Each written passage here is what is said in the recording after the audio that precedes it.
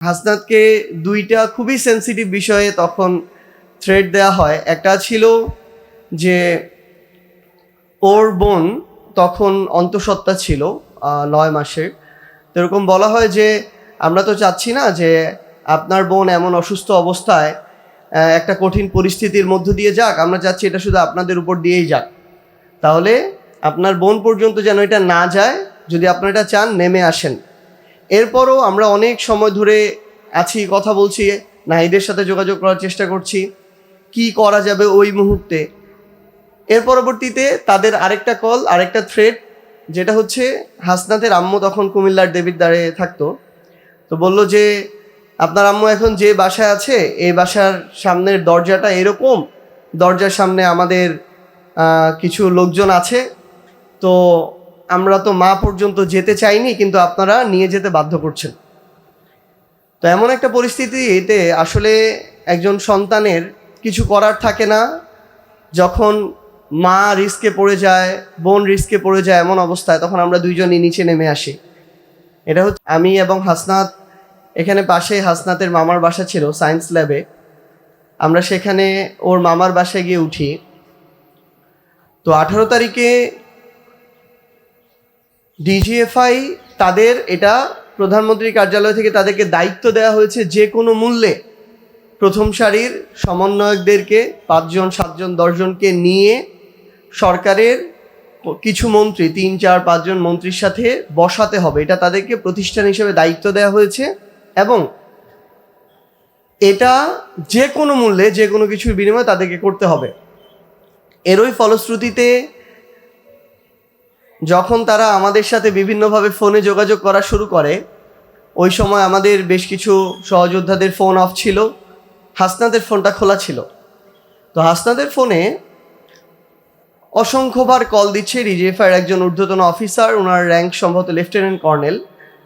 তো কল দিতে যখন রিসিভ করা হচ্ছে না, তখন মেসেজ দেওয়া হলো যে হয় আপনারা আমাদের রেসপন্স করবেন, বাসার নিচে নেমে আসবেন, না হলে আমরা বাসার উপরে যাব। আপনারা যে বাসায় যে ফ্ল্যাটে থাকেন জানালাটা খুললে নিচে তাকালে রাস্তায় আমাদেরকে দেখতে পাবেন। তো আমরা চাচ্ছি না আপনাদের পরিবারকে এখানে এঙ্গেজ করতে। তো আমরা সম্ভবত 15-16 তলায় ছিলাম। তো গ্লাস খুলে আসলেই দেখি রাস্তার পাশে একটা একদম কালো কাচের হাইস গাড়ি, সেখানে তারা দাঁড়ানো, সেখান থেকে তারা কথা বলছে।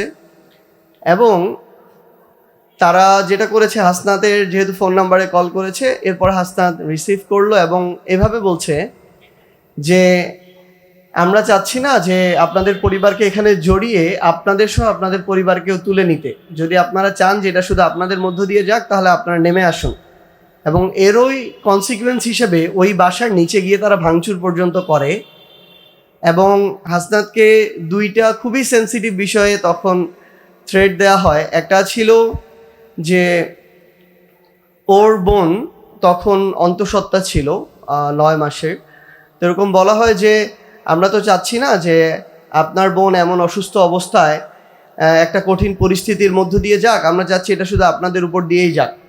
তাহলে আপনার বোন পর্যন্ত যেন এটা না যায়, যদি আপনারা এটা চান নেমে আসেন। এরপরও আমরা অনেক সময় ধরে আছি, কথা বলছি, নাহিদের সাথে যোগাযোগ করার চেষ্টা করছি কি করা যাবে ওই মুহূর্তে। এর পরবর্তীতে তাদের আরেকটা কল, আরেকটা থ্রেট, যেটা হচ্ছে হাসনাতের আম্মু তখন কুমিল্লার দেবিদ্বারে থাকতো।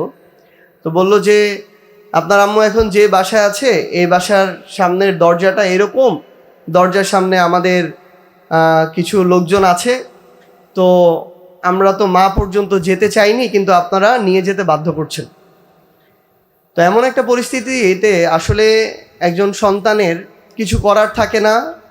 যখন মা রিস্কে পড়ে যায়, বোন রিস্কে পড়ে যায়, এমন অবস্থায় তখন আমরা দুইজনই নিচে নেমে আসি। এটা হচ্ছে 18 তারিখ সন্ধ্যা মাগরিবের পরপর। তখন আমাদেরকে সেখানে গাড়িতে প্রথমেই তুলে জাস্ট চোখ কালো কাপড় দিয়ে বেঁধে এখান থেকে প্রথম নিয়ে যাওয়া হয়। এবং পরবর্তীতে আমরা যখন জানতে পারি 18 তারিখ ওই সন্ধ্যায় আমাদেরকে প্রথমবারের মতো নিয়ে যাওয়া হয় রাষ্ট্রীয় অতিথি ভবন, যেটা পদ্মা, সেখানে। ওইখানকার ঘটনাটা ছিল, আমরা যখন ওইখানে আমাদেরকে একটা রুমে নেওয়া হলো, আমাদের চোখের কাপড় খুলে দেওয়ার পর আমরা দেখি আমাদের আশেপাশে ডিজিএফআই যেহেতু তাদের আলাদা কোনো পোশাক নেই, পোশাক ছাড়া প্রায় অফিসার আছে 20 থেকে 25 জন। পরবর্তীতে আমরা যখন জানতে পারি যে সেখানে ডিজিএফআই ঢাকা ডেটের কমান্ডার থেকে শুরু করে যত অফিসার আছে, এমনকি স্বয়ং ডিজিএফআই চিফ ওই জায়গায় উপস্থিত ছিলেন আমরা পৌঁছার পূর্বেই, এবং সেখানে নিয়ে যত ধরনের থ্রেট দেয়া যায়, যত ধরনের মানসিক চাপ তৈরি করা যায়, এবং এটা পর্যন্ত যে হয় আমাদেরকে কিছুক্ষণের মধ্যেই তারা কয়েকজন মন্ত্রীকে আসতে বলবে, তাদের সাথে আমাদের কথা বলতে হবে। ইতিমধ্যে আমরা সোশ্যাল মিডিয়ায় দিয়েছি আমাদের প্রাইভেট বিশ্ববিদ্যালয়ের প্রায় 60-70 জন ভাইকে ইতিমধ্যে হত্যা করা হয়েছে। মিডিয়ায় দেখানো হচ্ছে 15-20 জন, কিন্তু আমাদের কাছে প্রাপ্ত তথ্য অনুযায়ী প্রায় 60-70 জন। 18 জুলাই যেদিন আমাদের প্রাইভেট বিশ্ববিদ্যালয়ের ভাই বোনের রাস্তায় নামলো, তো আমরা ইতিমধ্যেই সোশ্যাল মিডিয়ায় লিখেছি রক্ত মারিয়ে সংলাপ নয়, এবং এটা সম্ভব না। আমরা এটা ডিসিশন নিয়েছি বিকালের মধ্যে যে আমরা আর কোনো সংলাপে যাব না, সংলাপ শেষ। তো ওইখানে গিয়ে যখন এই ধরনের এক পর্যায়ে টানা হেঁচড়ার পর্যায়ে চলে যাচ্ছে, ইতিমধ্যে আমরা হঠাৎ করে দেখলাম যে পাশে দূর দিয়ে দেখছি যে 3 জন মন্ত্রী আরেকটা রুমে গিয়ে বসছে। তখন ডিজিএফআই চিফ আমাদের রুমে চলে আসলেন, এবং তাদের ভাষ্য হলো এরকম, স্বয়ং তিনি নিজে বললেন যে এটা আমি ব্যক্তি চিফের প্রশ্ন না, এটা আমার ডিজিএফআই প্রতিষ্ঠানটার মর্যাদার প্রশ্ন।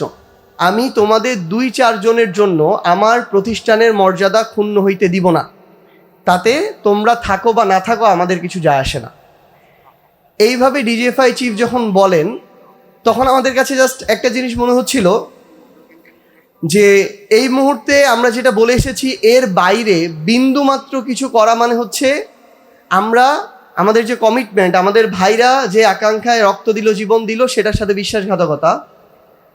তখন আমি শুধু তাকে একটা কথা বললাম যে আপনার এখানে সক্ষমতা আছে, অসংখ্য ফোর্স আছে, আপনি চাইলে আমাদের মাত্র 2টা মানুষ টেনে হিঁচড়ে নিয়ে যেতে পারবেন, কিন্তু যাদের কাছে নিয়ে যাবেন তারা অন্তত এইটুকু বুঝতে পারবে যে আপনি আমাদেরকে কনভিন্স করতে পারেন নাই, এবং আপনি ব্যর্থ হয়েছেন বলে আমাদেরকে টেনে হিঁচড়ে নিয়ে যাচ্ছেন।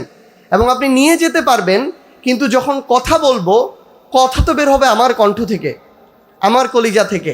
সেই কথা কি হবে সেটা আপনার নির্ধারণ করার কোনো সুযোগ নাই, সেটা আমরা ওইখানে যেটা বলার আমরা ওইটা বলবো। তা আমরা যখন এটা বলি, উনি ব্যাপক ক্ষিপ্ত হন আমাদের 2 জনের উপরেই, এবং সাথে সাথে উনি ওনার কয়েকজন অফিসার সহ বের হয়ে ওই যেখানে মন্ত্রীরা ছিলেন সেই রুমে চলে যান। প্রায় আরও 18-20 জন অফিসার আমাদের সাথে ছিল, সবাই ট্রেইনড আর্মির অফিসার। তারা যে যতভাবে, কেউ একটু শান্তভাবে বলছে, ঠান্ডাভাবে, সিম্প্যাথির জায়গায়, আবার কেউ এমনভাবে বলছে এখান থেকে বের হলে আমাদের লাশ বের হবে। ডুয়েল গেম খেলা শুরু করেছে। তো পরবর্তীতে আমরা জানি না প্রায় আধা ঘন্টা ধরে এটা চলছে।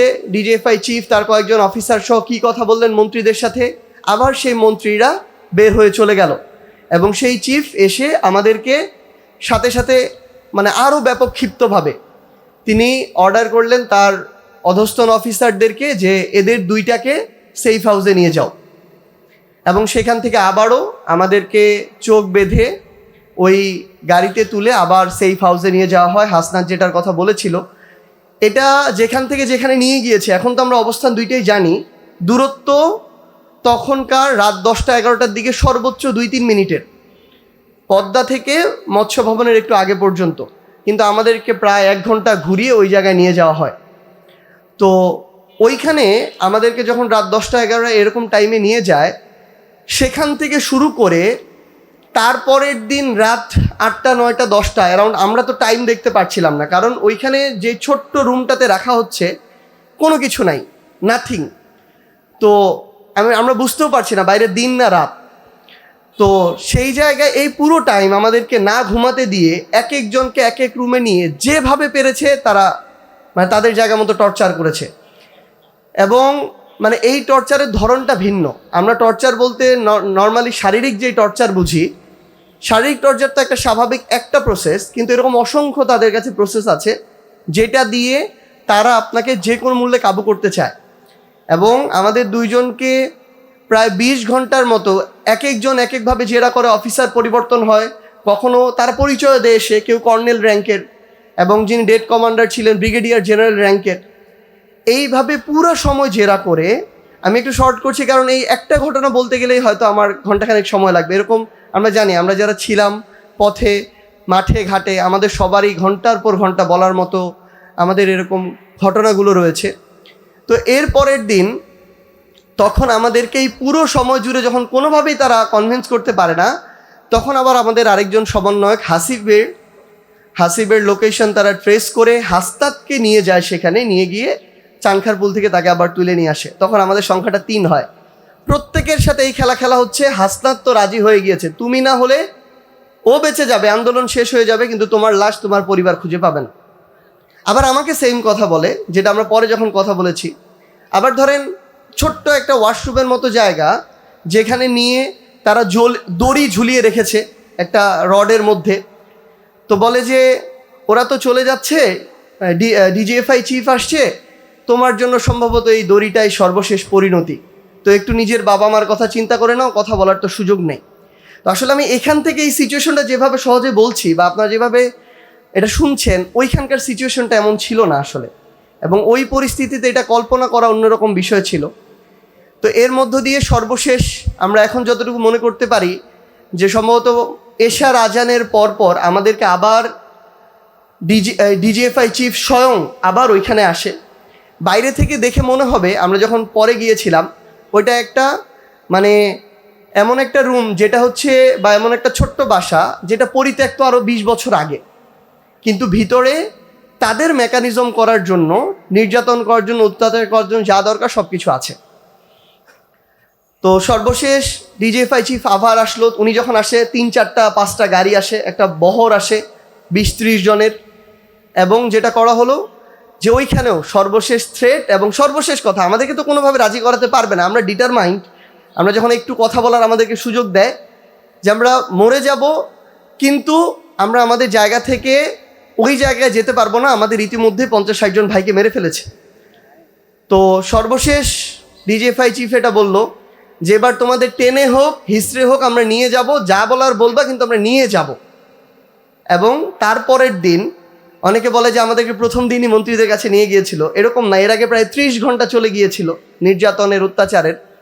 এবং পরের দিন আমাদেরকে যখন ওইখানে নিয়ে যায়, আমরা দেখলাম যে আমাদেরকে আমরা যাওয়ার আগেই মন্ত্রীদের 3 জনকে এক রুমে নিয়ে বসিয়েছে। পরবর্তীতে আমাদেরকে তাদের সামনে দাঁড় করায়, আমাদেরকে বসানোর জন্য জায়গা দেয়। তো আমরা যখন বলেছি যে রক্তমারিয়া সংলাপ নয়, আমরা এখানে বসার কোনো সুযোগ নাই, তারা আমাদেরকে একটা জিনিস বলেছিল, আমাদের যে দাবিগুলো প্রথমে 8 দফা পরে 9 দফা, সেগুলো বলার আমাদের সুযোগ করে দিবে। তো আমরা একটা কাগজে লিখে সেটা তাদেরকে দিয়ে সামনে চলে আসি, সেখানে মিডিয়া দাঁড়ানো ছিল।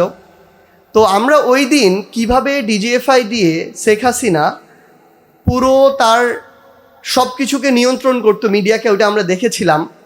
আমাদেরকে তারা বলছে এইভাবে বলো যে আমরা কর্মসূচি প্রত্যাহার করলাম। আমরা আমাদের দফাগুলো ঘোষণা করার পরে শুরুতেও বলি রক্তমারিয়া সংলাপ নয়, শেষে বলি আমাদের কর্মসূচি চলমান থাকবে। তারা শুরুর অংশটাও কেটে দেয়, শেষের অংশটাও কেটে দেয়। প্রথমে মিডিয়ার 10টা ক্যামেরা দাঁড়ানো, তার পিছনে ডিজিএফআইয়ের প্রায় 20 জন অফিসার দাঁড়ানো। প্রথম বক্তব্য তাদের পছন্দ হয় নাই। দ্বিতীয়বার তারা আবার বলছে এই বক্তব্যটার প্রথম জিনিসটা বাদ দিতে হবে, যে রক্তমারিয়া সংলাপ নয় তোমরা যেটা বলছো, শেষ কথাটা বাদ দিতে হবে, যে কর্মসূচি যে প্রত্যাহার করলাম এটা বাদ দিতে হবে, শুধু কর্মসূচি ঘোষণা করবা। আবার আমাদেরকে দিল, আবার আমরা সেম জিনিসটা বললাম। তখন একজন এসে, মানে আমার হাতটা ওনার এখানে, মানে কোমরের পিছনে রাইফেল আছে, মানে ছোট যেগুলো পিস্তল, 2 পাশে 2টা, আমার হাতটা ওনার কোমরে দিয়ে বলল যে সাহস বেশি হয়ে গেছে না, এই 2টার তো 2টা গুলিও তোমাদের লাগবে না, তো সাহস একটু কমাও, নাহলে তোমরা তোমাদের পরিবার কেউই থাকতে পারবা না। আর এই যে আগে 1 লাইন বললা, পরে 1 লাইন বললা, তোমরা কি মনে করো যে তোমরা বলছো তার মানে এটা চলে যাবে? দেখো কালকে এটা কিভাবে যায়। এবং এটাই হয়েছে। পরবর্তীতে তারা যখন প্রচার করেছে, তাদেরকে হয় বাধ্য করা হয়েছে বা নিজের ইচ্ছা করেছে, আমরা জানি না। তারা প্রথম লাইনটাও প্রথমে প্রচার করে নাই, শেষ লাইনটাও করে নাই। কিন্তু ওইখানেও বাংলাদেশপন্থী কিছু মানুষ ছিল যারা নিপীড়নের বিরুদ্ধে ছিল। তারা ওই পূর্ণ ভিডিওটা আবার ইন্টারন্যাশনাল বিভিন্ন যারা সাংবাদিকতায় ছিলেন বা সিভিল সোসাইটি ছিলেন তাদেরকে দিয়েছিলেন। তো পরবর্তীতে এটা নিয়ে আমাদের ভিতরে বিভাজন সৃষ্টি করার তৈরি করা হয়। সেখান থেকে আমাদেরকে ক্যান্টনমেন্টে নিয়ে যাওয়া হয়, তাদের মতো করে তারা টর্চার করে, সেখান থেকে ডিবিতে নিয়ে যাওয়া হয়। প্রত্যেকটা সময় তাদের স্ক্রিপ্ট ছিল, হয়তো আমরা এই কথাগুলো কোনো দিন আমরা এগুলো হয়তো লিখবো, আমরা একটু বলবো কোনো দিন। আমাদের এখানে যারা ভাইরা আছেন আসলে প্রত্যেকের আলাদা আলাদা স্ট্রাগল আছে, কারোটার সাথে আমি কোনোদিন কারোটা তুলনা করতে চাই না এবং কারোটাকে ছোট বড়ও করতে চাই না। কারণ আমি মনে করি প্রত্যেকের জায়গা থেকে প্রত্যেকের যে স্ট্রাগল ছিল, অবদান ছিল, এটা একটা আরেকটার পরিপূরক। কোনোটা না হলে হয়তো আমাদের ওই 5ই অগাস্টটা হতোই না, হয়তো অসম্পূর্ণ থেকে যেত।